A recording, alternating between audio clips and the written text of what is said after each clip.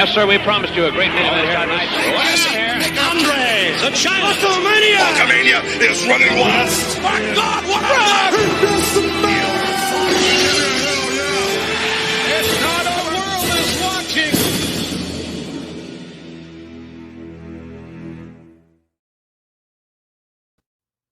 Oh, shit. I know immediately what everyone's thinking when they see me on the screen. Frank's not here. It's going to be a shitty fill-in show. We're probably just going to tune out this week. We'll wait till next week when Frank's back. No. I promise you. Frank's here, but I had a lot of involvement in what we're watching tonight, so Frank insisted at gunpoint that I do this. So here I am. Today, we are watching TNA Hard Justice 2005. And we have a very, very special guest interview later in the show that I cannot wait to throw out there for you guys. Excited for it. I'm going to go ahead and get us going here because I have no more words ready to come out of my mouth. So, in that case, the show must go on. I am Lady Frost. And I'm the Savage Gentleman, Victor Benjamin. And we are Pretty Proper. And you're watching Top Guy Theater.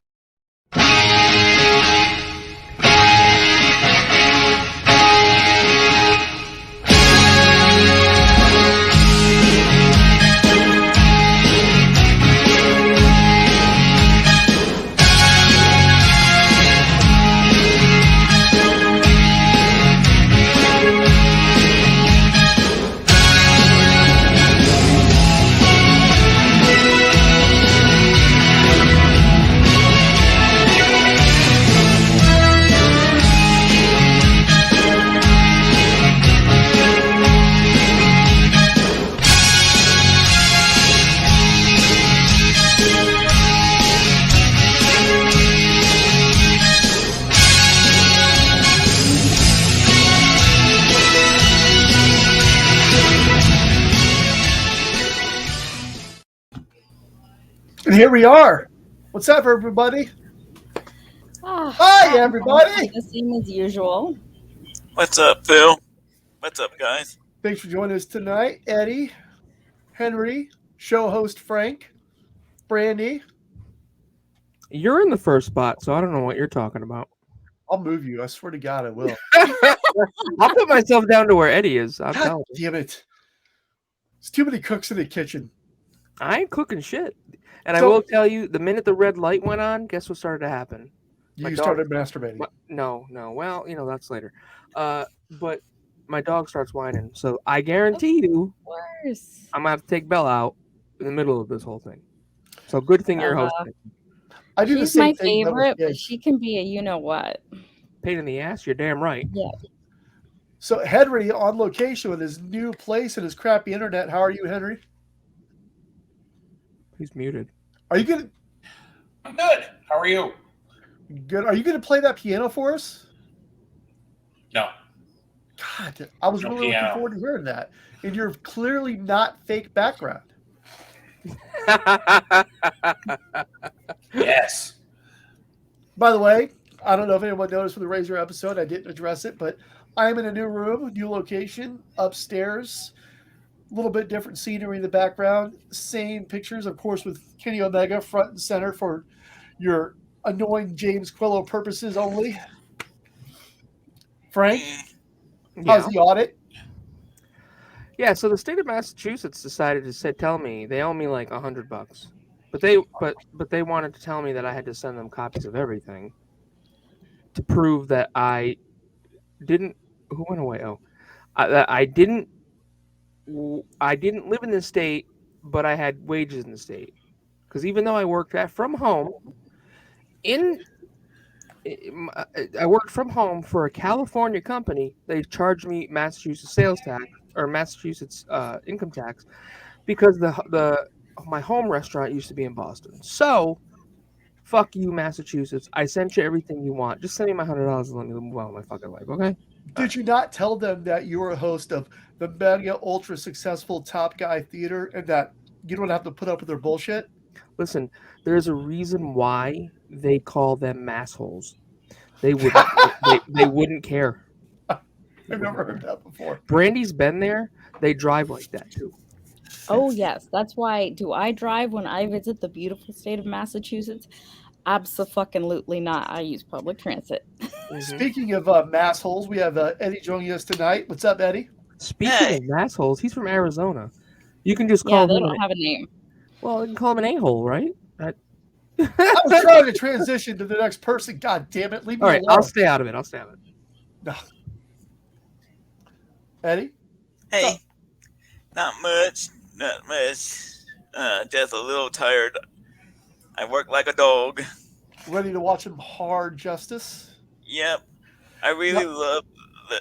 This is probably the first year where I really started liking TNA. Team Canada. Team Canada was so underrated. Now, there is a prerequisite for this show. You do indeed have to be hard to get justice. Oh, wow. Well, fuck, I'm out. Oh, wow. Wow. Are you good to go, Eddie? Well, Brandy, we need you because anyone that's hard needs to deliver the justice to you. Nicely done.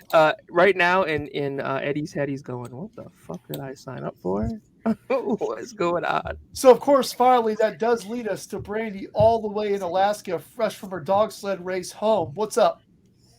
That's right. I'm in my living room. That's why we have the 1970s circa paneling here. Because since Henry changed location, we needed somebody to have a 1970s decor as part of the ensemble. I am great. I had the day off of work today. It is a state holiday in Alaska. I took a nap. It was great. What's the holiday called? What's a Seward's Day. And that is Seward's Day. And that's Seward to commemorate or Seward. Seward, okay.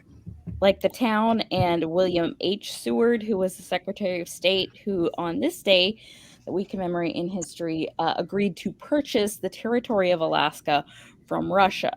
Now, Alaska Day, which is when the transfer became like complete and active, that's in August.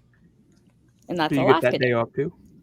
I don't, because we at my work gave up Columbus Day and Alaska Day, and we have a floating holiday that we can use for our birthday, and then we're closed the day after Thanksgiving, and I will gladly take those instead.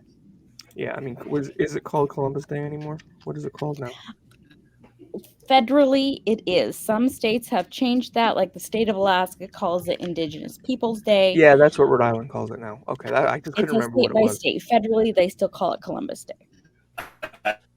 To interrupt, but we're starting to put the core audience to sleep. Maybe we should get on with the show, Phil. We have a core audience?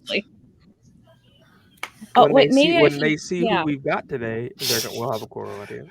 Yes. I'm so ready for that. So, yep. TNA Hard Justice 2005.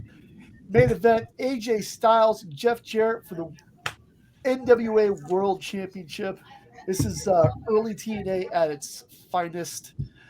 We are starting at 1 hour, 33 minutes, and 44 seconds to begin in the X Division Championship with Christopher Daniels and Shocker. Yeah, no, that's his actual name, Shocker. It's not a Shocker who's fighting. Yes, there we go, the Shocker. Frank knows all about the Shocker. Yeah, I do. While you spend 48 minutes navigating the really bad Impact Plus app, we will wait.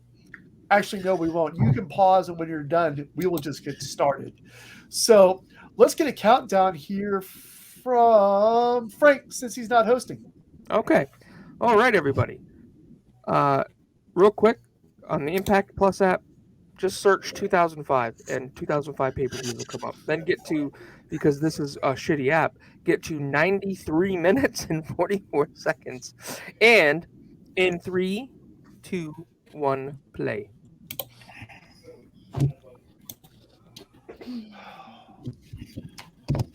Oh, the X Factors, familiarity or lack thereof. Apparently, these guys have not wrestled before. Shocker's Quest for the X Division Championship. We all know what the quest for the Shocker ends in. We really need a sound and effect. Mr. X Division, which is, of course, Christopher Daniels. This is peak Christopher Daniels right here. So if you're actually listening to the show audio, Mike Tenay will be actually filling in with some actual poignant, meaningful things, but because we're just a bunch of slapdicks, that's what you get. And oh my God. I miss Mike today. Shocker's a luchador in case you didn't know. I know. Yeah, I was expecting like Uncle Fred to come out with that Shockmaster mask. That's what I was expecting. Right? Maybe that we should I believe he's still wrestling, so maybe we should pass the suggestion on. If you're gonna go by the Shocker, you have to come out with Uncle Fred's helmet.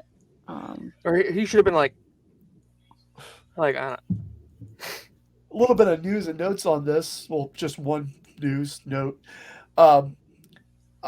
Beginning of this show, they actually did a 10-bell salute for Chris Candido, who passed away before this show. So started on a little bit of a somber tone, but in case you wanted to be filled in on a little not so fun fact, there you go. Now, Eddie, you said that you were a big fan of Team Canada. They actually opened this show. Yeah. And I watched that match. It was actually really, really good. I really am disappointed that P.D. Williams didn't go further. I don't understand why. His height, his lack of size really just unfortunately worked against him. He's not even a Shawn Michaels. We're going to fake it and call him 6 feet tall and he's 5'10". He's a lot shorter. And unfortunately, this is still a business where unless you're extremely outside of the box, PD's body, like the way his body composition is out of this world, and his in-ring ability is out of this world. But unfortunately, I think he does get a little bit, pigeonholed with his size. But P.D. Williams is great. Still wrestle? 2004, yes, he does still wrestle. Not as much, but he does still wrestle. 2004 to like 2007, TNA is like peak TNA for me. I love this. I remember watching this in high school because TNA would be on at 2:00 in the afternoon on the Fox Sports channel. And I would come home from school because on Fridays they get out around 2:00 at school here for high school. And so I would come home and watch TNA on Fridays. Well, look at this. We have someone who's here in the waiting room who was supposed to be here, 35 minutes ago. Should we let him in for being this late? Yeah, I think we should, because I think I probably told him 9 because I thought Brandy was working. Oh, fair Probably enough. So we'll blame it on you. Ladies and gentlemen, welcome Scott to welcome Mark Nelson to the show. You told me 9 o'clock.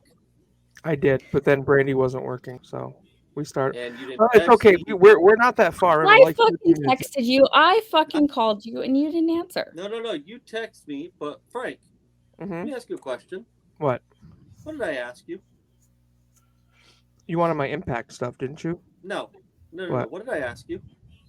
Look at the last text message I sent you that you answered. Okay, I won't. We're waiting in suspense. He's got to look. He's going through all the text. He's actually going to look at this. So while he's looking, does anybody else think that all of the TNA pay-per-view names seem like cheesy late 80s, early 90s action movies? Like Steven Seagal in Hard Justice. Yeah, Mark, sorry, I lied. Yeah, I know you did. Thank you. Do you have the Impact Plus app? No. Well, get it, and I'll send you my information. Oh, I have the app. I don't have the... Okay. Although I don't know if we can be signed in at the same time, huh?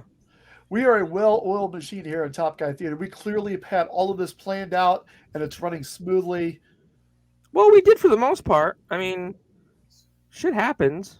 Mark, do me a favor. Just pay $8 for it. Mark's Hold on. I don't want to pay $8 for it. See if I can find an alternative means for him. I don't want to pay $8 for it. I'm sorry. You won't have to pay $8. It's $7.99. What's up, Mark? So, Shocker, obviously I've never heard of him. What did he wrestle under a different name somewhere else? What did he go on to do? Who? Shocker. Let me consult my favorite reference and get to Cage Match. Yeah, that's the like I mean I'm aware Christopher Daniels because of AEW. But, again, the Shocker. I mean, is it Shocker or the Shocker? Shocker. Shocker. It's just Shocker. Yeah, I hope that's a really cool luchador name or something, because I don't get it. Because there's nothing about him that would make me think Shocker. It would make me think like Rey Mysterio, taller and fatter. After the Shockmaster debacle, everyone should avoid putting Shock in any part of their name forever. Okay, so Shocker is 50 years old. He currently wrestles for CMLL in Mexico. He is 5'9", 227 pounds from Guadalajara. He's been wrestling for almost 30 years. He debuted in October of 92. Oh my God. So yeah, he's kind of just like a tag team light heavyweight wrestler. He is a two-time NWA World Lightweight Heavyweight Champion and three-time CMLL Tag Team Champion, most recently in 2018, where he was teaming with Negro Casas.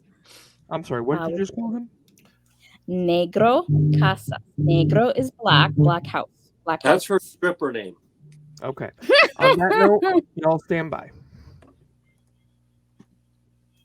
Did Frank just quit the show? I think Apparently. so. You insulted him to the point where he quit the show.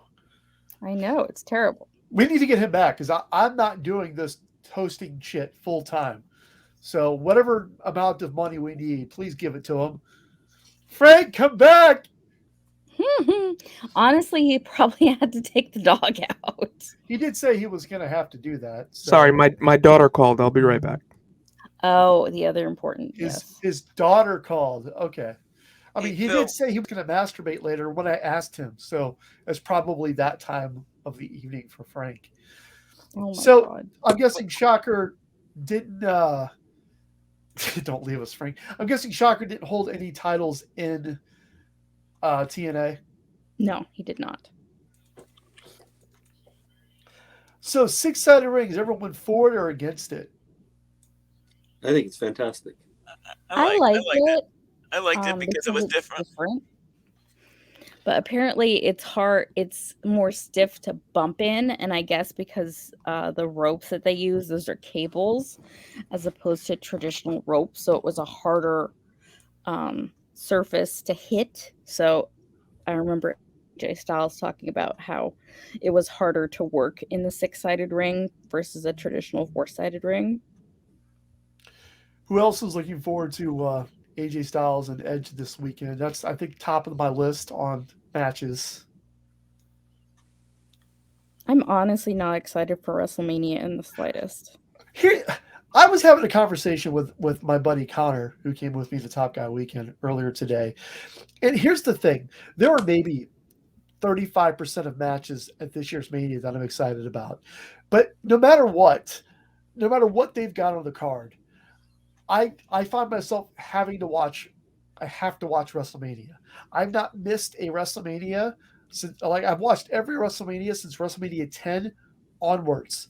And it's like, well, I'm not too big on the main event, or I'm not too big on most of the matches, but it's WrestleMania. I can't bring myself to get away from it. Am I going to hate most of it? Probably. Am I going to critique a lot of it? Probably. But there's going to be enough moments that are going to keep me there, because Mania is in itself an event, that's bigger than the people that's in it. And it's always going to be that way. So who knows? And there's the potential Cody Rhodes appearance, which we'll talk about that on Main Event Matinee, which is going to air this Saturday at 11 Eastern, the very first episode. We're going to talk all things modern wrestling, so I hope you guys can tune into that live. That's right. We're going to say, fuck it, we're doing it live. Fuck it, we're doing it live.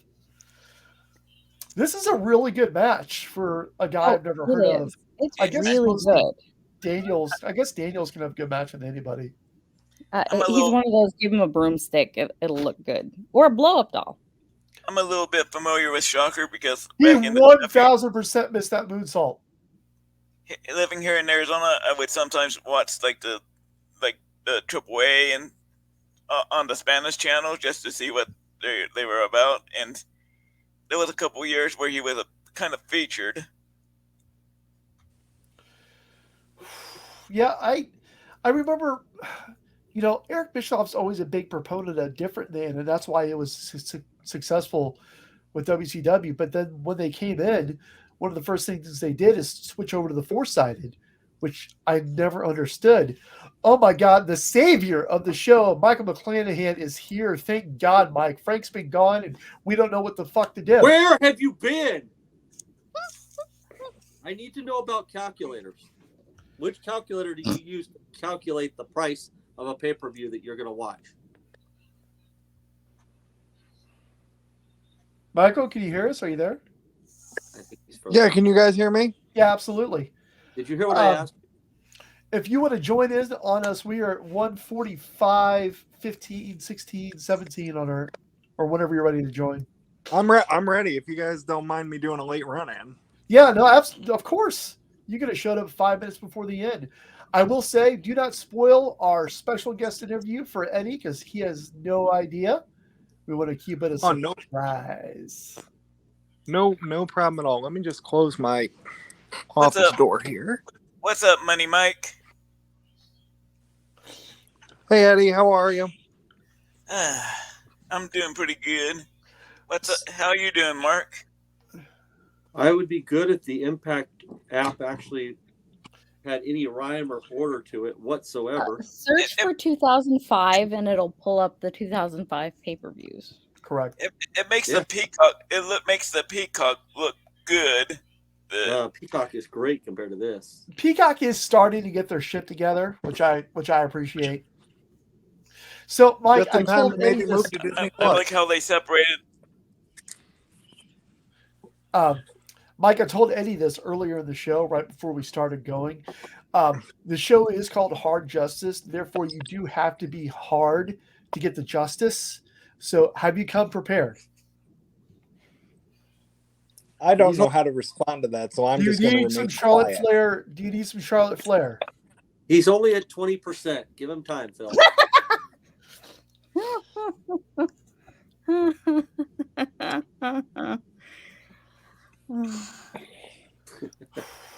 This match. I just searched 2005, and it gave me pay-per-views 2013, 2011, 2012, and then pay-per-views. Click pay-per-views. Okay, so pay-per-views. Yeah. And it's got Hard to Kill 2022. Oh, here we go. Scroll. Yeah. There you go. It has Genesis, and then pay-per-views 2009, 7, 10, 19, 15, 14, 5. There's no rhyme or reason to this thing. No, there's not. They do have a good library. The Impact Plus app has let me, like on lunch breaks at work, go back and really relive TNA because, again, I never watched TNA until about a year ago, like I say all the time, but I'm really regretting not getting into TNA for some of the stuff. Again, people showing the Aces and Eights storyline, I thought it was fascinating. And there's a lot of early stuff, like all the early Kurt Angle stuff is fucking incredible. And there's so many, and Christopher Daniels just picks up the win. There's so many incredible moments in TNA that were just missed because of the TNA LOL stigma. Yeah. I really liked the Impact Wrestling program. I got into that program right at about what would probably be the peak or the height of my initial fandom, which was actually, I was one of the people that found TNA because of Hulk Hogan. The first pay-per-view I ever ordered was the TNA Genesis 2010, where Hogan and Mr. Bischoff were there, and I actually preferred the 4-sided ring to the 6-sided ring because I had seen some episodes prior to that. I think actually the first match I ever watched was Mick Foley versus Sting at Lockdown 2009. But my favorite part of the Impact Plus app was the one night only pay-per-views. But I think while we're talking about great apps, I think Impact, we could all agree, could maybe take a few lessons from the Fight app. And while we're talking about the Fight app, that's actually the place where you can go later this week if you want to watch the Super Show live with Conrad, Jeff Jarrett, Eric Bischoff, Jeff Hardy, and William Regal. That's going to be an extremely entertaining time. Man, we got Christopher Daniels on the mic here. Let's track it real quick.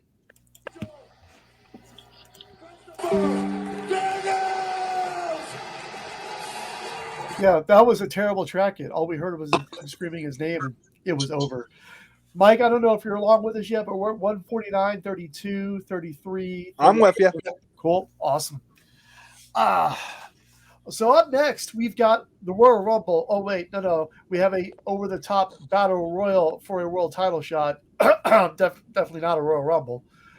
I'm actually looking forward to watching this just to see who comes out, because I didn't really preview much of this. I have seen the main event, which is a banger of a match. But I'm interested to see this battle royal. So I think that was that Yoshitatsu? No, it wasn't Yoshitatsu. I don't know who I'm seeing except for Abyss clotheslining motherfuckers left and right. Who am I seeing? I actually have a question that I thought would be interesting to ponder as we're watching this event. I actually have a question for you, Money Mike. Uh-oh. So why did Hulk Hogan draw you to TNA? That's a great question. Did you even know who he is? I mean, his peak was the year that Henry was born. Which was way Hulk before Hogan? you were born. Yeah. Speaking of Henry, where is Henry tonight? Henry is having internet issues, so he is producing off camera. So I'm trying to think how best to.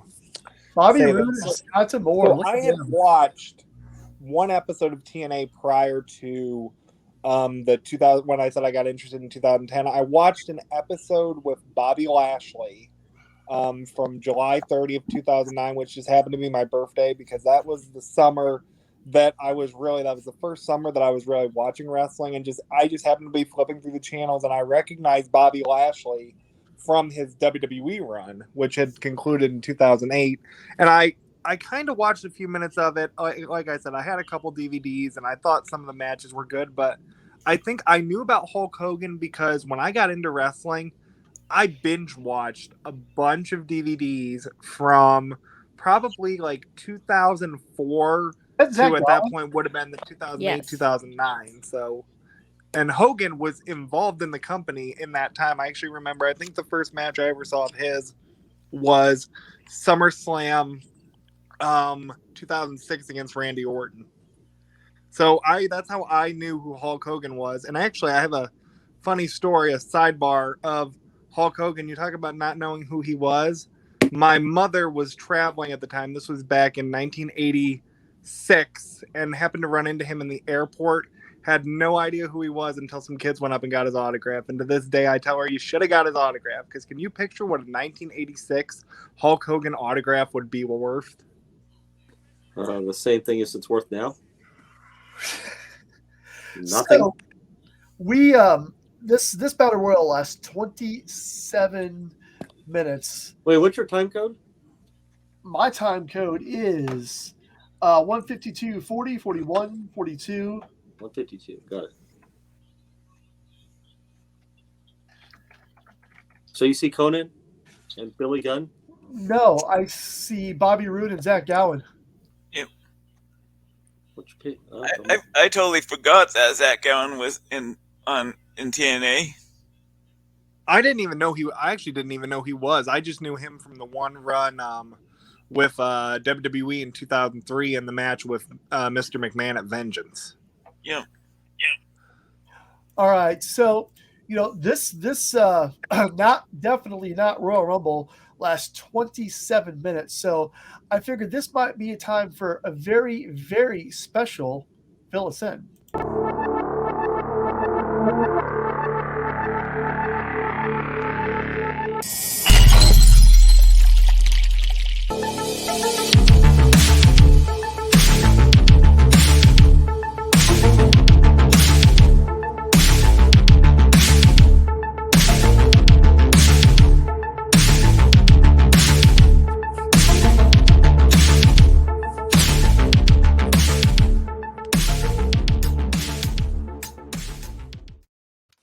Now, why is this filling us in so special? Why is everyone else on the screen?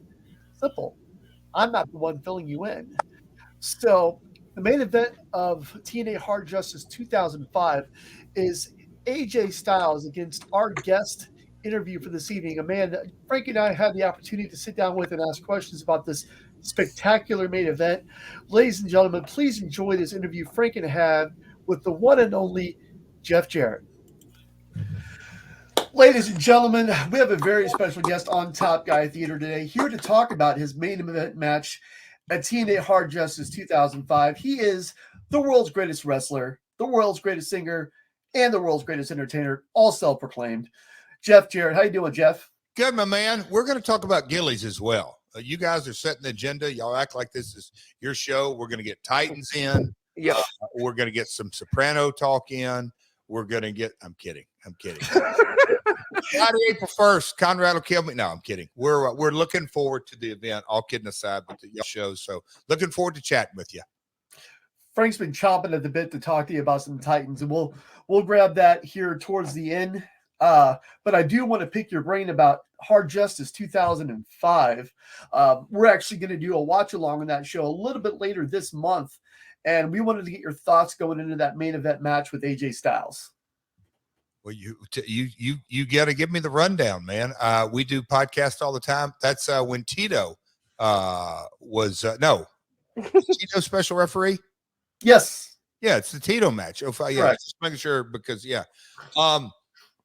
Universal Studios is what comes to mind in that we were still early in the relationship, not brand new, but early in the relationship, and just the fans in the building that night. Man, to give it the basketball analogy, they were really the sixth man. They were blowing and going, and AJ's athletic ability always it just you can't really overstate what his dynamic athletic ability does for the chemistry of a match or the electricity of a match. But in those days, the old King of the Mountain heat was rolling, so to speak. It was the appropriate time to bring in a special referee. And I'll say this, a lot of folks were worried about the King of the Mountain after that match was over because they thought Tito had knocked me into 2008 right there on the That match, that crowd, I watched it back here just a few days ago, was absolutely electric. Yeah. They were ready for AJ to be world champ. But my question is looking back on it, do you think AJ was ready to be world champ? That was a constant struggle, not as it relates to AJ Styles, but it really goes to a much broader picture of the creative process in that when a babyface is crowned champion, obviously TNA doesn't have the business model that I'll say a WCW or WWF did in the touring days when you could crown a Hulk Hogan and he basically went out on tour, and the business was built around monetizing the world heavyweight champion out on tour. When you're in weekly episodic that builds to monthly pay-per-views, a heel champion is something that strictly from a business point of view, not always, but most of the time it's more profitable or it makes more business sense. But there always comes a time where from a storyline and a creative arc that you the simple term is make the fans happy. So the uniqueness of AJ's athletic ability, people love to see him chase the title. And when he wins it, okay, where do you go next? And you got to have multiple heels built up because you don't want to go to your next opponent, or if you don't want to go to your next opponent and then just have AJ lose it because he'd worked so hard. So it's a fine balance. But with Tito, like I said, and the timing and the fan base, they were absolutely ready for it. And I thought it was another building block. I'll say this. It was a real good building block in AJ's career. Yeah, it seemed like, 2005, early TNA days was more like a heel territory where the babyface chases more often than not. So looking back on it with that match, was there anything that stands out to you during the match? Because a lot of people say it's one of your best matches. Interesting. No, me and AJ from the Asylum days, we had really good chemistry. Gosh, it's hard to believe we're talking 18 years ago. So, lots of less bumps on both of our bump cards, if you want to call it that. But no, we had a real good chemistry, and AJ was never afraid to, I don't say afraid, but always had the tenacity to really push things along. And again, like my matches with Kurt Angle, or we could go down a list. AJ was an opponent that I think brought the best out in me, which I always enjoyed working with guys like that. Yeah, I see on the show all the time that he's a once in a lifetime performer, and he can have a good match with a broomstick. There's nobody he can have a bad match with if he's on it like he normally is. So speaking of AJ now, how would you compare 2005 AJ Styles to today's AJ Styles?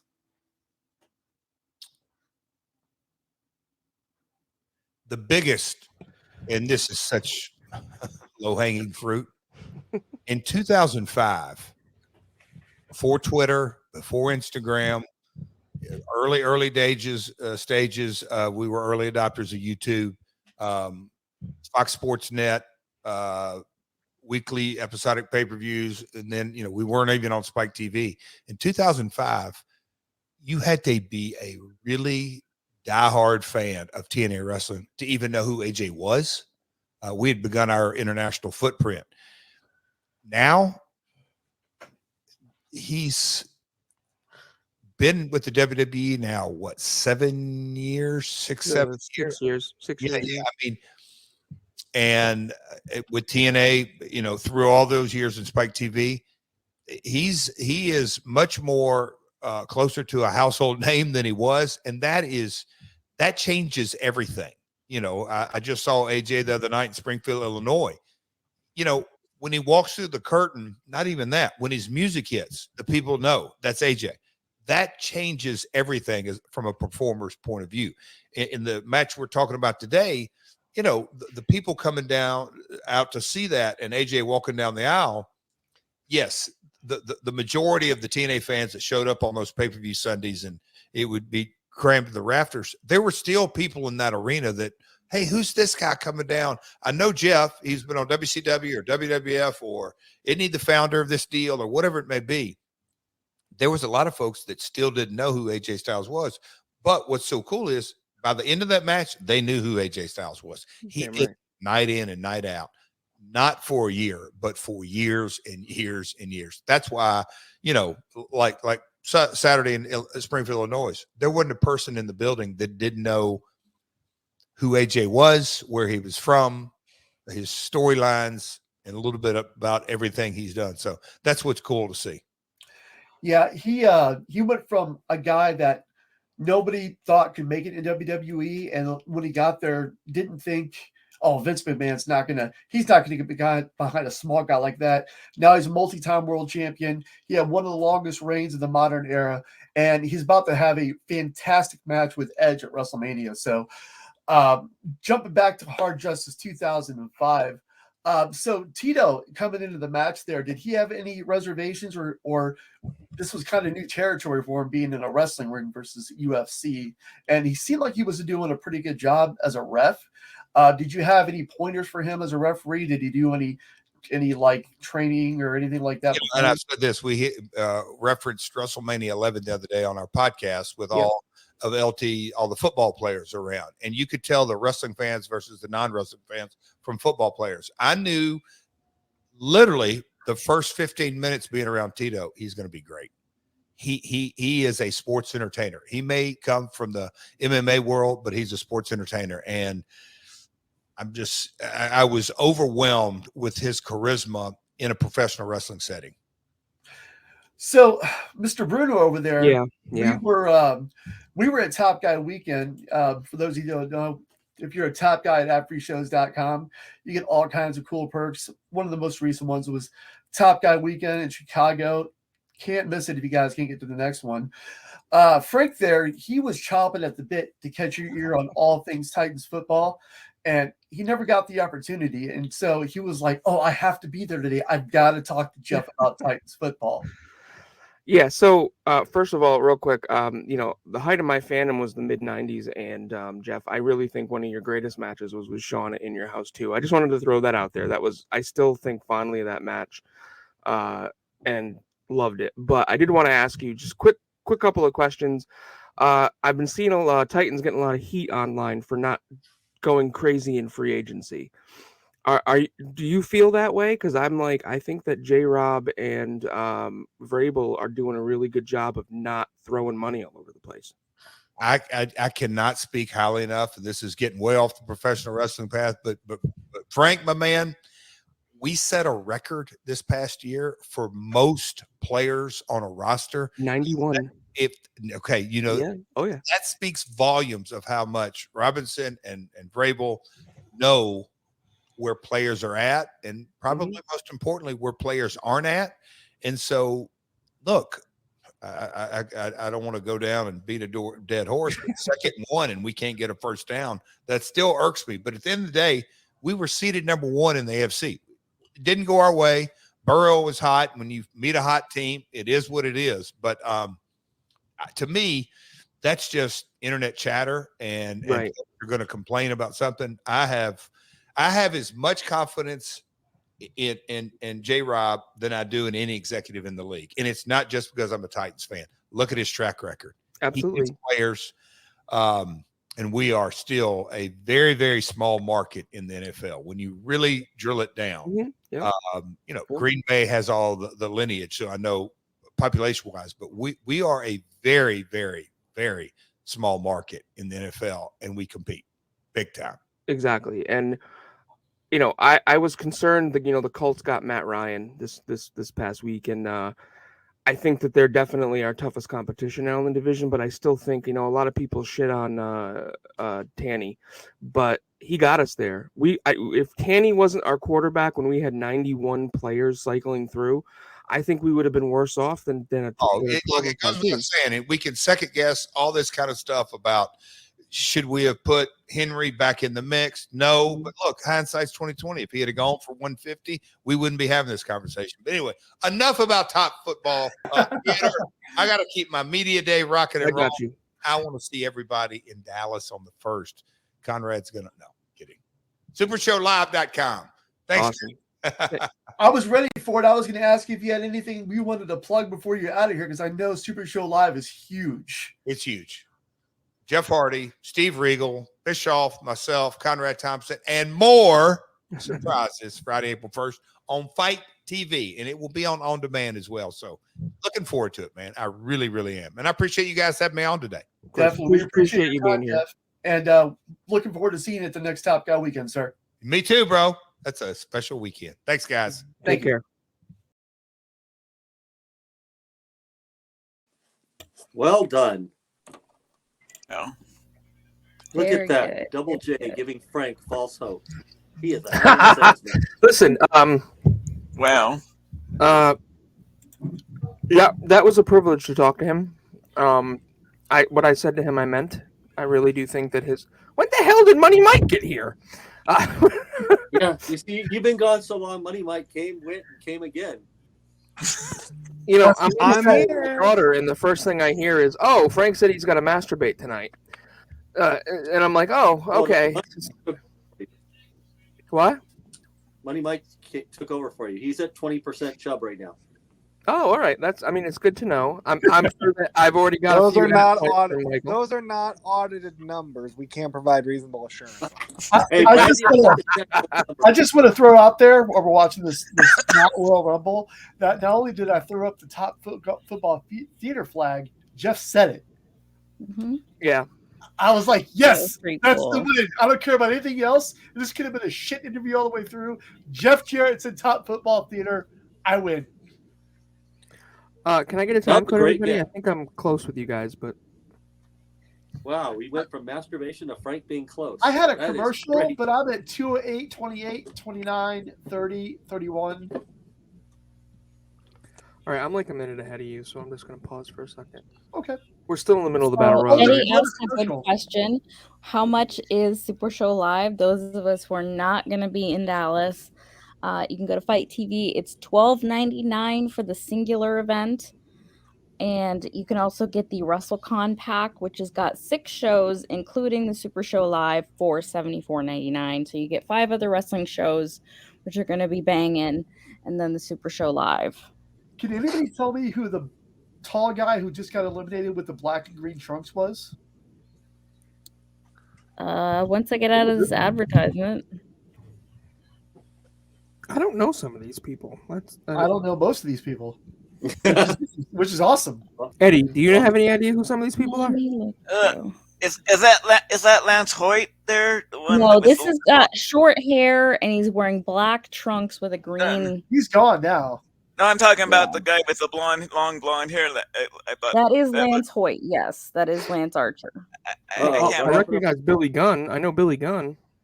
We lost Michael. Again. So let me take a look. This is just a revolving door. Oh, is that what's his name? He teamed up with Sonny Siaka earlier on the card. Oh shoot, I forget his name.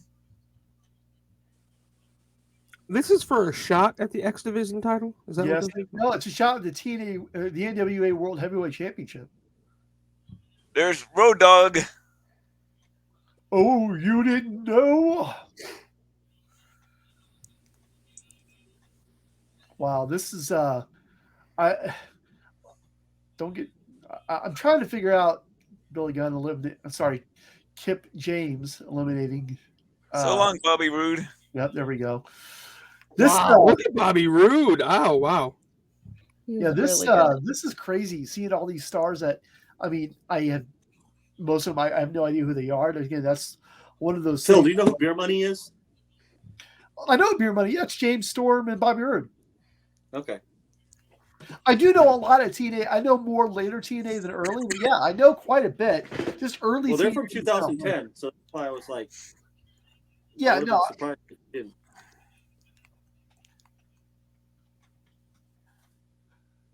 Ooh, goodness. Are they feuding? Is the Outlaws? They were feuding at the beginning. Yes. What number entrant are you at? I don't know what number, but I'm at time code 2 hours 11 minutes 5 seconds. Well, no, I have a list of their entrants. I don't. And who they. Here we go. The next entrant for me coming out is. They're not showing it yet. Still not showing it. So I think the guy that was the tall guy with the short hair with the black trunks and the green band is somebody called Triton, there we go. also known as Ryan Wilson, who worked through OVW as Jacob Duncan. Yeah, Abyss was the guy that just came out, and we got. Okay, so that's the last guy in this battle royal. Look at R-Truth. Look at Ron Killings. Looking exactly like he does today. Jesus Christ. He's looked at the same for like the last 20 years or whenever. He and Billy Gunn, Billy Ass, have found the fountain of youth. You know, Conrad says it a lot, but dear God, how do you do that? Has everybody been eliminated by being thrown over the top rope? Yeah, then the last two are in an actual match. Yeah. Ah, okay. That explains why the winner is by pinfall. Got it. Yes. Mike's back. Hey Phil, R-Truth looks better at 50 than Arn Anderson did at 24. Oh God. Please, Amy, don't kill me. I hope you don't meet Arn at Top Guy weekend. So, fun little behind the scenes on that Jeff Jarrett interview. I had to take the day off work, and Frank had to work from home in order for us to pull that off because he wanted to do it on a was it Tuesday or Wednesday? It was Wednesday. Yeah, a Wednesday early afternoon, which of course we all work during. But I wasn't going to miss that interview for the world. So yeah, me either. I wanted to. No, that was great. Well worth it. Yeah, it was such an honor to get to talk to the founder of the Four Horsemen. Mark, I wanted to ask you something. Did you watch TNA back then? Oh, well, I watched it in 2009, 2010, 2011 is when I started watching. I just never I know everyone loved the 6-sided ring, but I just couldn't get into it. It was different. That's the only reason I liked it. Was just something different. Like when they did a cage match, it was 6 sides, so you had 2 extra sides to go do stuff off of. I mean, I remember seeing that famous, was it Elix Skipper? Like run on top of the cage, yeah. I literally am having a beware of dog night with my internet. I see that, Michael. I see that. I think you're just rubbing them. Don't want us to see it. Well, Mark's here. Mark is here. Yes. He's using his calculator. Well, as long as you're not having, this thing's got to drop way too soon, so there's going to be no editing. So everyone just be on your best behavior. As long as you don't having a St. Louis Elimination Chamber situation there, Michael, I think you'll be okay. That, fun fact, is the Elimination Chamber where Undertaker got burned the shit out of. Oh, God, okay. Yeah, all right. Frank, I really like this 6-sided ring. It was, like Mark said, it was different, but I never been one to go with the grain. I was the kid that loved it when Paul Orndorff power drove that piece of trash Hogan. I wish he had power drive him again and again and again. God, look at our truth. So you enjoyed cheering for the heels before it was cool, Eddie, right? No, just Hogan. I always thought Hogan was a fake, and I guess I was proven right. Oh my God! I'm sorry. I'm seeing shit from our truth I've never seen before. Dude, Killings is really, really good in TNA. He's not a joke like he is. He won the title, didn't he, a couple times? Yes, he's a 2-time NWA Heavyweights champion. That's why I really enjoyed his TNA career, because yes, he was part of the stable 3 Live crew with BG James, Road Dogg, and Conan, but he was also presented as a serious wrestler. Here's the thing though, about where he is at now in wrestling. He absolutely loves what he does right now. And he says he gets paid more than enough to do it. And so he doesn't have any problems with his comedic gimmick. And I find what he does entertaining. Could he be in more matches instead of 24/7 shenanigans? Absolutely. But if he's having fun doing it and getting paid what he wants to get paid doing it, kudos to him. I mean, WWE's never used him right, but even back when he was K-Quick. They tried to turn him heel. They had that thing with John Cena. He was funny, came out with Little Jimmy and all that shit. I mean, but they've never used him right, ever. Oh, ref bump, shocking. But you can never ever say that he's not entertaining. And Ref struggling with the chain there. Rudy Charles, though, a very young Rudy Charles, who's a current referee in WWE. I don't remember what they call him, what his name is, but we know him as Rudy Charles. See, now, here's the thing. So I'm at 137 minutes. I don't know why this isn't giving me like a normal time. So what, 2 hours and 17 minutes? Where are you guys? 2 hours and 17 minutes. Yeah, that's about right. So this is the problem I have. So Killings just did his double axe kick thing off the top rope, slamming Abyss down into a chair, and the announcers didn't even acknowledge it. Didn't even acknowledge that he did it. They were like, oh, what a maneuver, and he hits the chair, and they don't acknowledge it. What a maneuver. Michael, see, what you need to do is you need to turn off all the computers that have the streaming porn on it, and I think everything will get better. Will get better. He's live streaming he's zooming all of Manic Monday. The strip club he hangs out at. Let me tell you, Michael might understand this, but I have what's called the perfect storm at work this week. I got a complete billing, I got a complete reimbursable billing, and I've got Dubai with a payroll, I've got Philippines with a payroll, and the U.S. payroll. I got 3 mother effing payrolls. I had to disperse hundreds of thousands of dollars across the country. I'm going crazy. It's Manic Monday. I need some cockball talk, okay? You're going crazy, honey. You are. I am crazy. Frank, I understand about crazy crazy Mondays. I had a very good day, but you'll understand this one. I couldn't get one of my trial balances to balance. Oh God, I fucking hate when that happens. So for anybody No! that's listening at all, which is probably nobody at this point, thank you for tuning in. We'll see you next week because obviously everyone is gone at this point. What? Because we're talking about debits and credits. There's somebody out there. I kid. Somebody out there.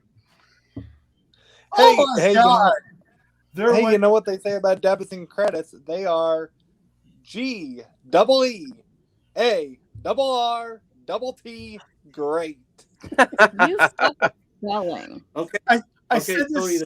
Did I See, now- misspell that, Brandy? If I Yes, was at you if I did. was at an accountant's dating hub, I'd be like, "Hey, I'd love to stick my debit into your credit." I said this in the group chat while we were watching the interview. Jeff, I love you, man. You're all-time top tier talent, but you say Illinois. Oh, does he? What's wrong with that? That's how I say it. No, Because the it's- S is silent. It's Illinois. Saying You know, it's saying Illinois to me is just like someone saying Pacifically instead of specifically. I want to punch them. well, Brandy told me I've been saying ruined wrong my whole life. He would Ruined? say ruin when Like or you he would ruined say it? ruined instead of ruined it. It's ruined. What does everyone think of a business run in TNA? All right, real What quick. about- I want to let me try my new sex talk on Brandy. So, Brandy, I want to stick my debit into your credit and make you scream retained earnings. What do you think, Michael? You think that'll work? I have no comment, Jeff. If you're still watching, we appreciate you doing the interview with us, and we hope that you'll come back for a full episode. Oh wait, how about this? I want to take my asset and stick it in your liability, I think it's the other way around. and You then can take your liability. Then I'm gonna Frank, make you scream equity. What? See, I got Michael popping over there. That's what I'm trying to do because he knows. He knows. Oh, here we go. We've got the vignettes. Got AJ Styles. Well, Frank, I'll give for everybody that was listening to the maybe more the R or the X-ray version. I'll give you a nice G-rated accounting pickup line. Okay. You be the debit, I'll be the credit. We'll balance each other out. There it is. All right. I like that. And that's a very Disney-oriented accounting pickup line. But you know what? The real thing is you shouldn't use pickup lines because you're not trying to pick her up. You're trying to nail her down. Oh, there it is. Me, if Hey, Brandy, how do you spell me? This Work with me here. How do you spell me? this highlight package of AJ M-E? Styles is giving me a stiffy. Wait a minute. You didn't spell it right. You didn't say the D. Forgot the D. Hold on, now say it. You what would you say after that? There's no what?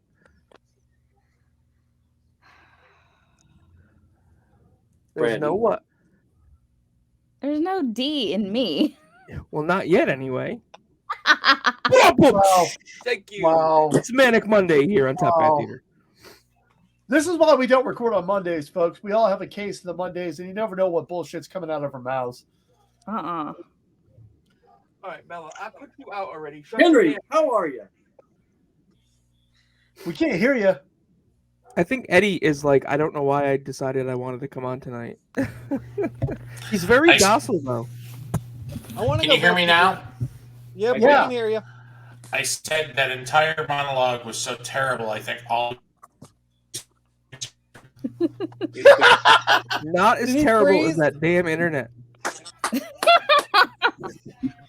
That was perfect timing for that internet to cut out.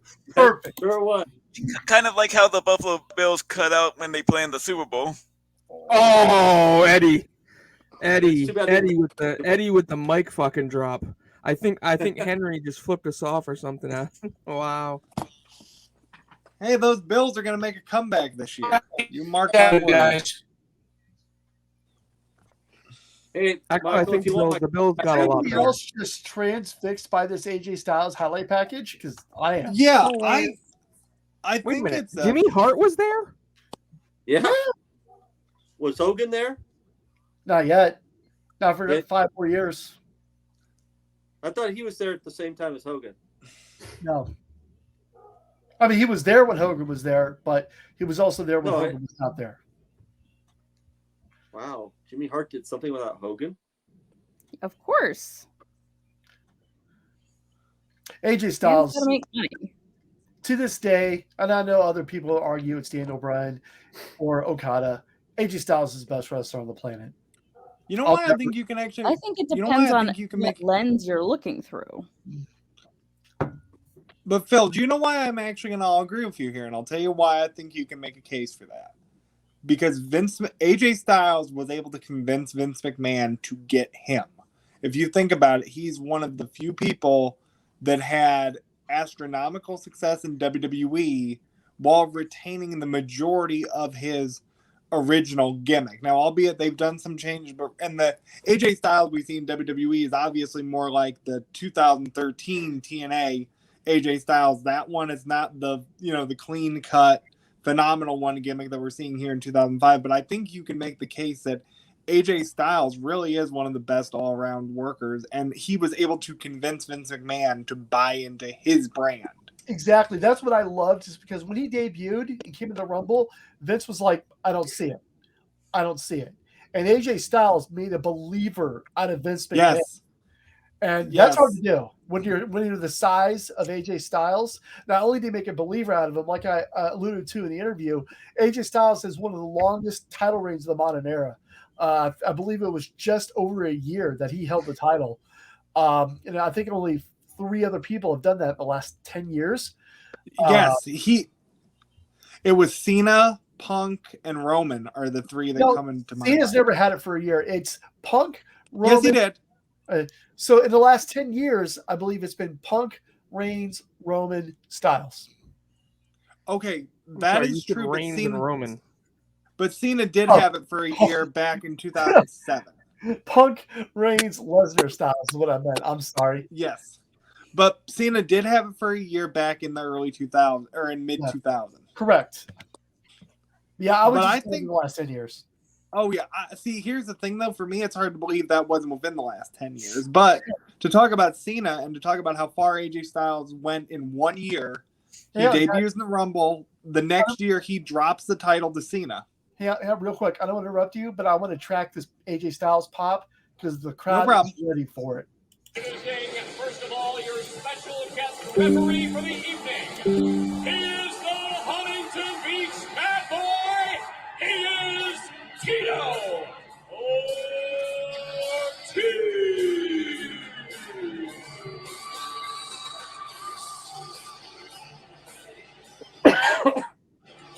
Oh, wait a second. This is not the AJ Styles pop. But the crowd gets electric when Styles comes out. And, to this day, he still gets that reaction. Heel, face. When AJ Styles is out, you're getting a match. All right, here we go. And if you think about it, for Jeff Jarrett and AJ Styles as well.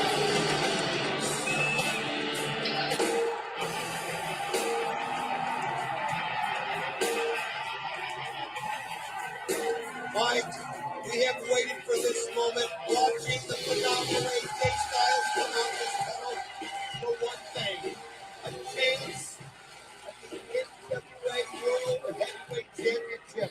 We saw the workout that he goes through. We know the drive and the desire. Is it time for it? Is it time for will Jeff Jarrett show it? Sometimes it is way and always being on top. One thing AJ's got to feel comfortable about is Tito Ortiz is in that ring and you're going to have somebody making sure everything is above board. You want the baddest man on the planet. You heard the whole crowd chanting the AJ. I mean, it's a small crowd, but everyone was behind Styles at that point. And here comes the King of the Mountain, Double J. That's JEFF. JARRET. I love his entrance. A true member of the Four Horsemen. I agree with you, Eddie. Not even close. He was part of the Four Horsemen. He was. He was not part of the Four Horsemen. Yes, Go he back was. and watch Jeff Jarrett- WCW in '97. He Jeff was Jarrett made of will 4 always horsemen. be- It's Mark, on think video. of it this way. Even the deranged one, Ric Flair, said he wasn't. Jeff Jarrett will always be a member of the 4 Horsemen in my world. And Arn That was Anderson good. That was good, Mike. on video, That was it had terrible, Mike. on video, Arn Anderson raised his arm after he beat Mongo to gain entrance into the Horsemen. And was Jeff Jarrett ever in better shape than he was in TNA? Probably not. Wait, what's in the back of this guitar? Is that fireworks?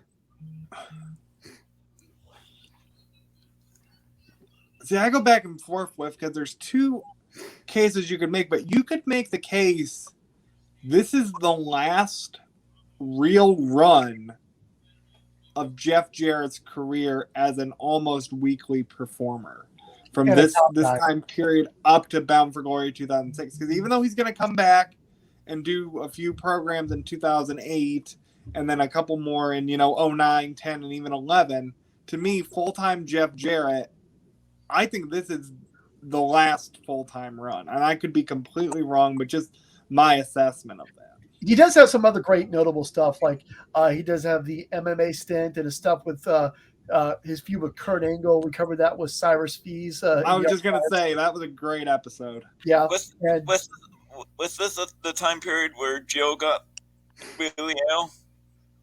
Or right after this time? No, this is the time period. I think Joe got hot around this time, right around June of 2005. I said no, Jill, his wife. Oh, I thought you were talking about Samoa Joe because we're talking TNA. No, that was about a year passed later. in 07, so Jill's gonna get sick again here pretty soon. Look at that crowd. The crowd is so ready for AJ Styles to win his championship. This was the guy. This is one guy. Whenever TNA started, they got their first look at AJ. They got behind him almost immediately, and they were like, "This is our guy." And they put the world title on him. A lot of people say he wasn't ready at this point. A lot of people say that his world title runs in general in TNA weren't spectacular, and that his New Japan run is where he really came into his own. I think AJ Styles is in much better shape now, currently, than he was during this time period. You'll notice if you watch his matches. I'd watch his match versus matches he has now.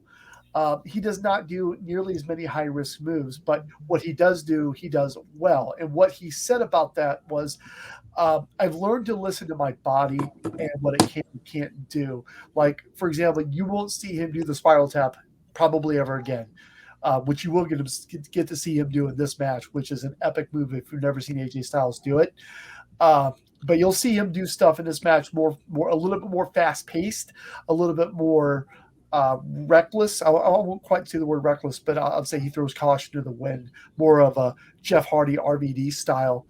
But you'll definitely see. I think JR used to call it a high octane offense. Absolutely. Is that what he would call it? Absolutely. And you'll see, a lot of shades of what AJ does now with a lot of the moves. But then again, like I said, you're going to see a lot of stuff that AJ doesn't do anymore, but that doesn't make him less than for it. It just makes him evolved. Reinvents himself, right? Yes. But I don't think AJ was ever nearly as reckless with his moves, like back even in these younger days than like Jeff Hardy. You never saw AJ climb up the high towers to jump off to do a Stronton bomb or anything. See, and I'm always careful to use the word reckless because I think that can have kind of a negative connotation. I think it's warranted in some cases, but I think it's one of those words in wrestling that maybe gets a little overused. I wanted to ask Brandy something, and I think she'll know this more than I probably will, but I seem to remember AJ in some interview said that he was working with, I can't remember the individual in Japan, but when he really switched up his offense in Japan was because of how the audience was, because they weren't as reactive to the high flying maneuvers. And I think he talks about how he had, I wish I could remember the name of the individual it escaped me, but I think he had one of his opponents in that calf crusher that he uses, and he held it for like a really long time, and there were people crying in the audience out of the just the emotion of that one move. So I thought that was kind of worth noting because it was a take on Phil at one point. True, and that's just a difference in the Japanese fans and the style of what they do. They are very quiet, they're very respectful, and they're not gonna pop a lot for things. They're gonna be quite loud during entrances and exits after a match, but it really takes something to get them to show emotion, and they're not gonna pop for all the high spots or the high octane or the quick stuff, because a lot of the juniors do that. And at this point in time, AJ is 28, so he's still thinking he's 10 feet tall and bulletproof. So he's going to be throwing himself out there a lot more. That's amazing to think he was 28. He is, he's over the age of 40. I don't know his exact age. He was born in 77, 42. so he's the same age as Tom Brady. Yep. So he's learned a lot more to pick and choose when it's going to be most impactful and quote unquote worth it to put his body through that. Well, if we're saying he's like Tom Brady, I wonder if he paid off the referee Tito Ortiz here. No, we never paid officials, but everybody loves to think that. We love your hatred. You hate our success. Bring it on, baby. Because he got 6 Super Bowls in New England. He's got 7 as a player, which is a record. So keep the hatred flowing, because you guys went 4 times and you lost all 4 times. Because we played honest games. All right, now Hey, that's Michael, when the "Where's the Live" thing would come up, because that was true. You didn't deflate any balls either, Michael. Actually, other quarterbacks have said that they also worked with deflated balls. So that's not the only time. But because he's Tom Brady, because they're the Patriots, everything they do is put under an extreme microscope and sensationalized. I need to deflate my balls. I will find the video. I was watching it last night. Other quarterbacks have said that they played with deflated balls, and they cited sources. Y'all I have want to hear to Mike say playing deflated balls because it's killing me.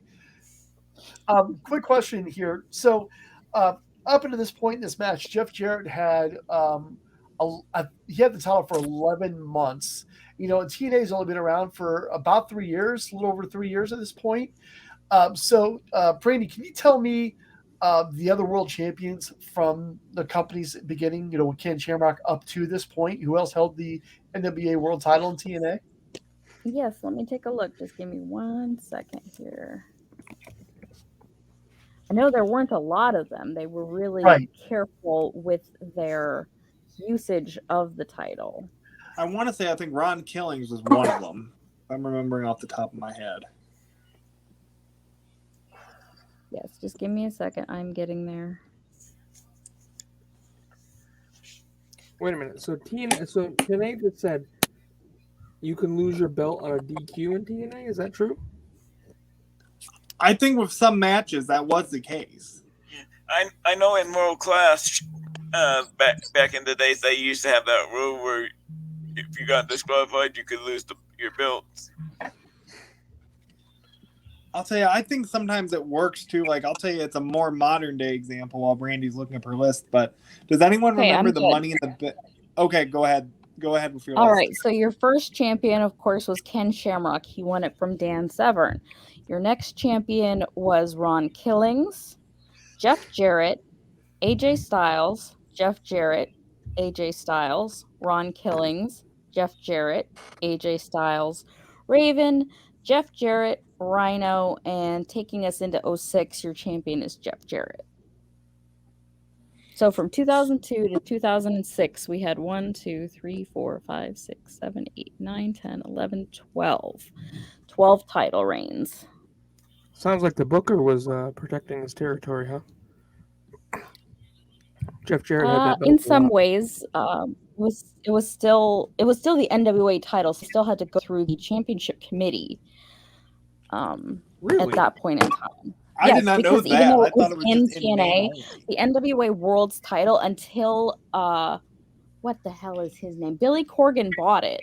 It was still subject to the championship committee of the NWA. That is cool. Their governing body. I did not know that. That is really, really neat.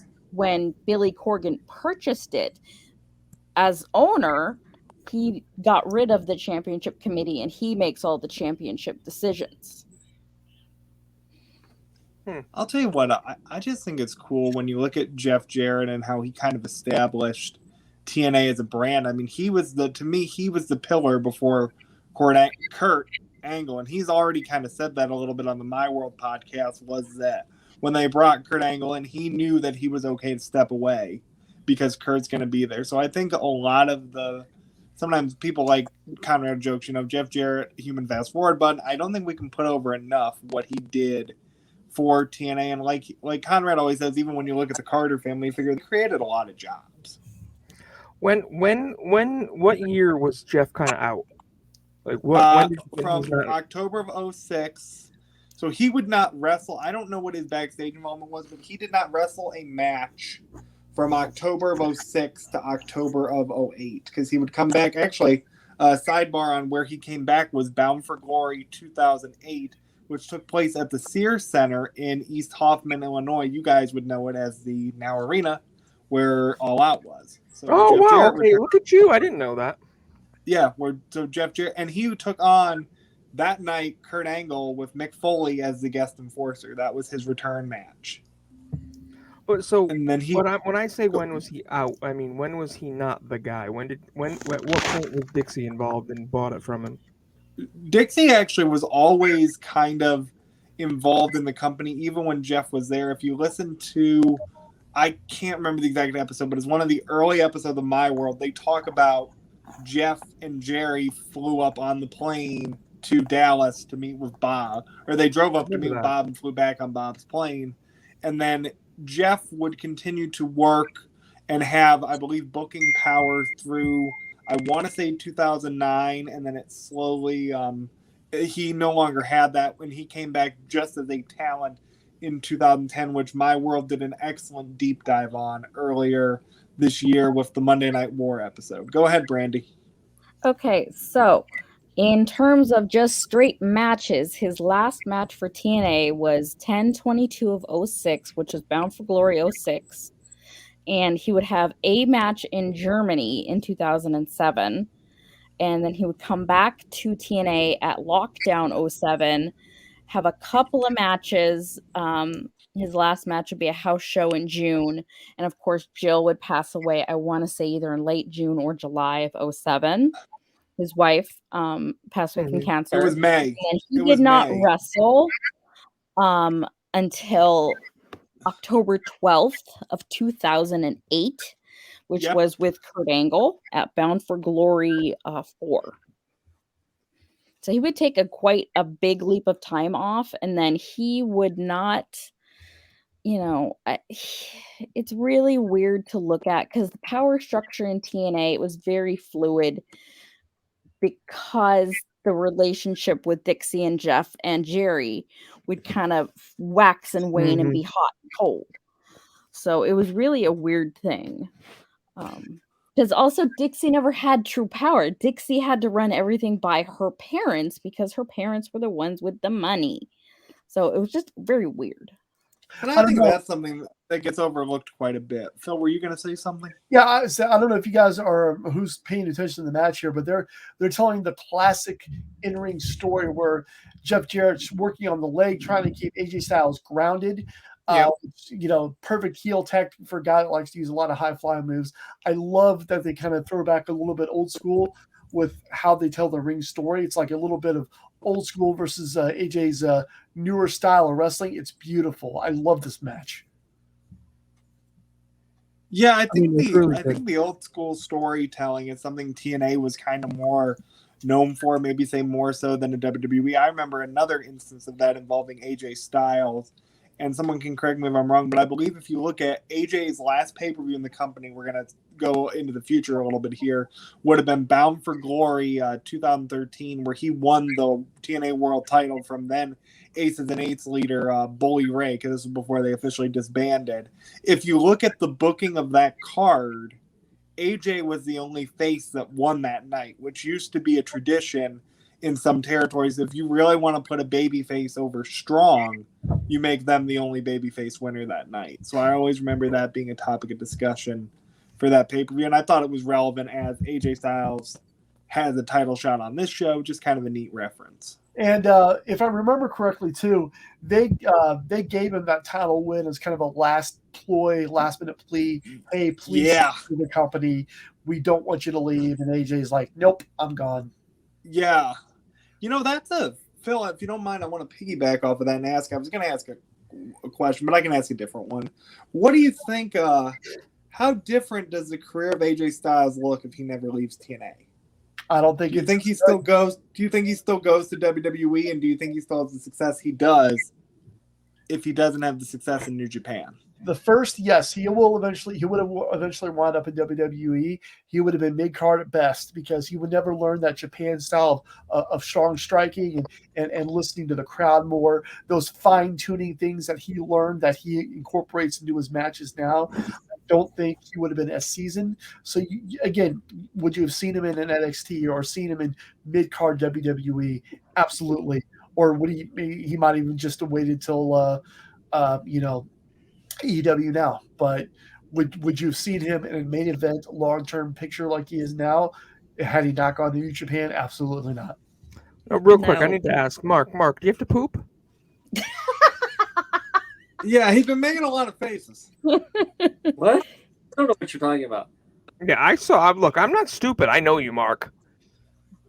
Okay. You're trying to pop Brandy. That's what you're trying to do. And it's working. No, children. I have. Do we need to go sit in the waiting room for a few minutes? This is what happens when the Sharks aren't playing. Right. That's right. I said, children, do we need to go sit in the waiting room for a few minutes, like when the teacher used to make you go sit out in the hall when you were bad at school? Irony, because both Mark and I have clothes that are older than you. Wow. Oh Yeah, my I was god. like, wait. Well, I mean, Mark has clothes that are older than Abe Lincoln. You would think with right here with the standoff with Tito, Jeff would have learned from Chuck Norris to not fuck with guys that could kick his ass. Oh, I think. Go ahead, Mark. What were you gonna say? How much did Tito get paid for this? And how many times? I don't know. It's an interesting collaboration, though, because then somebody who watched UFC will have to let me know. Was the Ultimate Fighter, was this around the time period that was starting to gain some steam, like this crossover? Because I'm thinking eventually Ultimate Fighter and TNA are going to be on the same network with Spike. So I wondered if that was happening during this time period, and that was the reason for the crossover, or what one of the main drivers was for trying to get Tito involved. Let me look. I actually wrote an article about the impact of the Ultimate Fighter on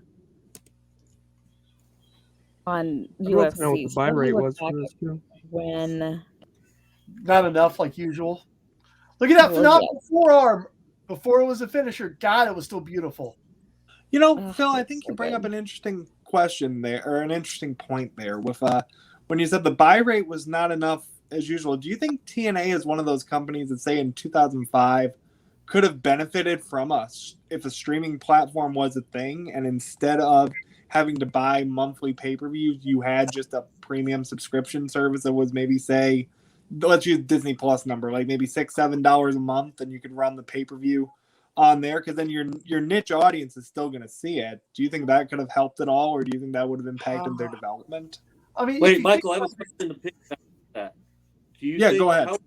How would they have gotten new fans and new people by doing that? Exactly. You're going to have the same fans paying $8.99 a month that you are paying $24.99 a month for the pay-per-views.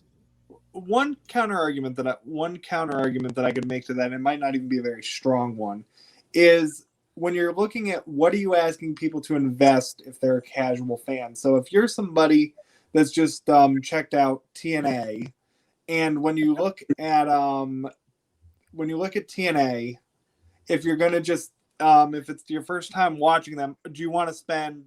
I think when I bought pay-per-views, they were still like $30. They might not have been as expensive as WWE, but they were still pretty spendy in the $30 range, or even if they're $20. Would you rather? Yeah, spendy is a word. Is spendy a word? Yes, it's a word. Yeah. So just to interrupt here, the first season of The Ultimate Fighter would debut in January of 2005. Okay, so this is right around that time frame. Correct. And actually, January of 2005, at this time frame, actually, so they weren't on Spike at this time because what was on Spike was Raw. Mm-hmm.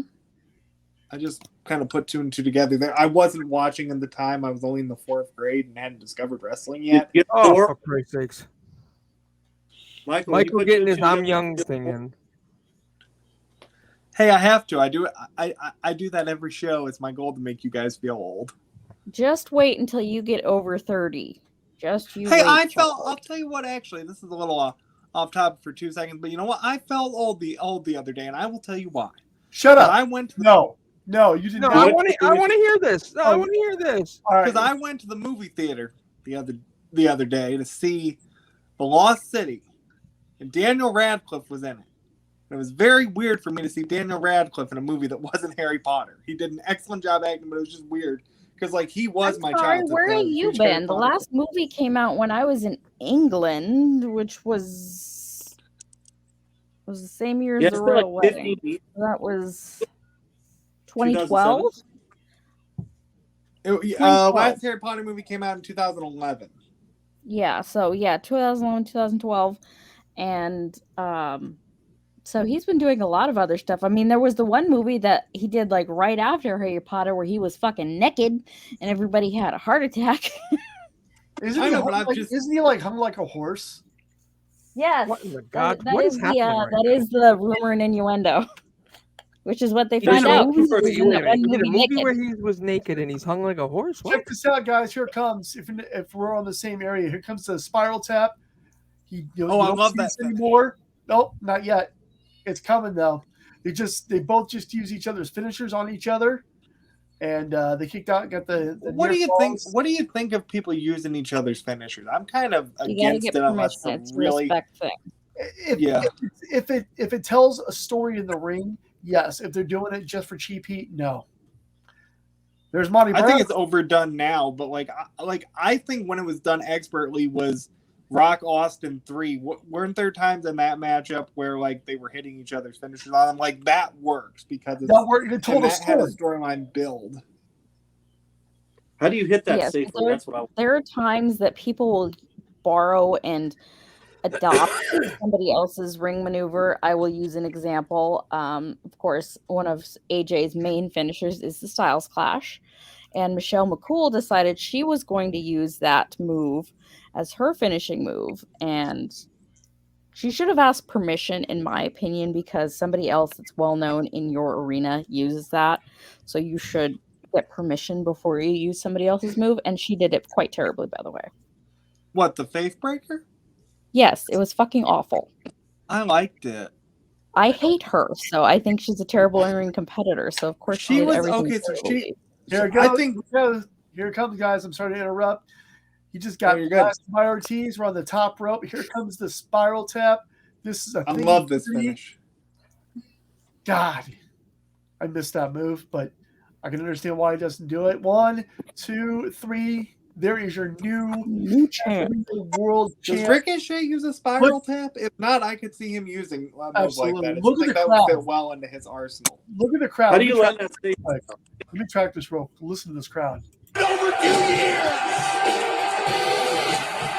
Who's better than adapting? Who's better than changing his offense on the fly? The Styles Clash, it was counter. The Styles Clash, it was blocked. So you're right, Don. He went to the bag of tricks, and he used the spiral tap, and he has done it. The phenomenal AJ Styles, all the hard work, all the dedication is paid off. That crowd was going ape shit, and it was well deserved. I think I have to agree with Randy about Michelle. It was a great match. So that is the end of TNA Hard Justice 2005. I think we're going to wrap this up pretty freaking quick and get out of here. Before we do, though, there is Friday, April 1st, 2022, Super Show Live this Friday, April 1st. If you guys are going to Dallas, please get your tickets. Get there. You're going to see Jeff Jarrett, like you just saw him here on screen, Eric Bischoff, Jeff Hardy, William Regal, real man's man, and of course Conrad Thompson. And you know that Conrad's there. There's going to be added value. There's going to be more surprises because that's what he does. And if you can't get it on Fight TV. It's $12.99. $12.99. That's like a McDonald's lunch at this point anymore with inflation, or half a gallon of gas, however you want to look at it. So get on that, guys. So final thoughts on this pay-per-view, the 3 matches we just saw. We'll just do a quick round here. Brandy? I loved it. As I said in the show, 2004 to like 2006, 2007, peak match quality TNA. Great time. Horrible app, but great time. Mark? Horrible app. Fantastic. Especially the last match was the best. Nice ripoff of the Royal Rumble. But I like the characters. I think the character development was way better than anything that they did in the later years. Big Buddy Mike. Fantastic show. Thank you for letting me join late. The other thing I want to say too, just one more time, Jeff Jarrett, thank you for the interview and thank you for being a part of the Top Guy Theater world. Dummy Head Eddie, what's up? Love this pay-per-view. Even the Battle Royal was pretty good. This is definitely better than any pay-per-view during the Hogan-Bischoff era, that's for sure. During the Hot take there, buddy. The ever-elusive in-and-out Henry, producer Evingham. What do you think, sir? Can you hear me all right? Yep. I thought it was a fantastic show. I was actually quite surprised. I don't know much about TNA, but I would definitely recommend this one from start to finish. Absolutely. And if you have to watch that match, definitely one of Jeff Jarrett's best matches, definitely one of AJ Styles' best matches, and obviously his first world title victory in a major promotion. Frank, your take, sir? Yeah, I mean, TNA is good, and this wrestling show was good. So, wait, I got confused. Were we talking about TNA Total Nonstop Action, right? Not the TNA I was thinking of. Not, yeah. No, TNA is also good, but right, of course. Frank, did you just say Total Non-Top Action? No, non-top action. Well, I gotta stop talking to somebody from California because get all hot bothered. Listen, I thought the X Division match was good, other than the fact that the guy's name was Shocker. And the last match was great. And I watched the first match of the show, which was the Team Canada. It was really cool too. So, I mean, it was good. I'm intrigued to watch some more TNA.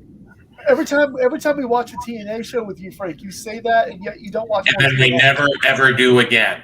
You're absolutely right. Don't hold me to it. Well, once again, guys, before we go, check out Super Show Live this Friday. You won't regret it, or get it on Fight for $12.99 for Frank, Henry, and a bunch of other jabronis. No, I'm kidding. Eddie, Brandy, Mark, Buddy Mike. This has been a fantastic watch along. Thank you so much, Jeff Jarrett, for popping in. We're going to get you in for a whole show one day. And see you later. 14 WrestleManias. A leg drop, an elbow smash, a body slam. Are you ready to fight? Who will survive?